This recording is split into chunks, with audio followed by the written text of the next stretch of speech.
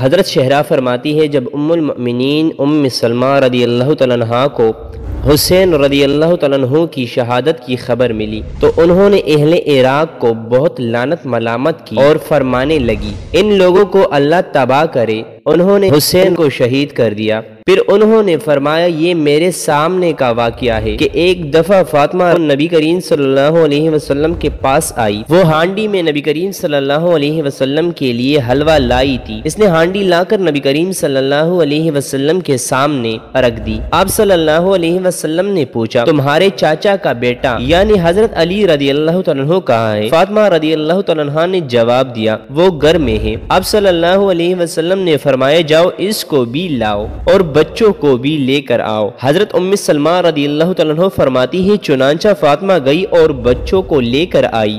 دونوں نے اپنے والد کا ایک ایک ہاتھ پکڑ کر رکھا تھا اور حضرت علی پیچھے پیچھے چل آ رہے تھے۔ یہ سب نبی کریم صلی اللہ علیہ وسلم کی خدمت میں حاضر ہو گئے۔ آپ صلی اللہ علیہ وسلم نے دونوں بچوں کو اپنے گود میں بٹھایا۔ علی دائیں طرف بیٹھے اور فاطمہ بائیں طرف۔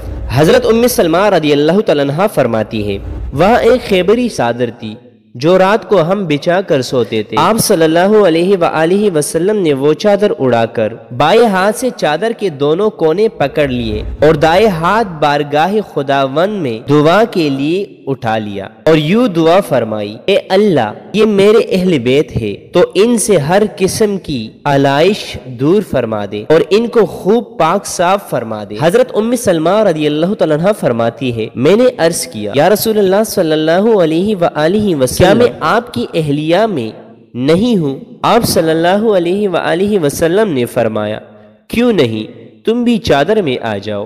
چنانچہ میں بھی چادر میں داخل ہو گئی مگر اس وقت آپ صلی اللہ علیہ وسلم اپنے چاچازاد بھائی اور اس کے بیٹوں اور اپنی بیٹی کے لیے دعا فرما چکے تھے۔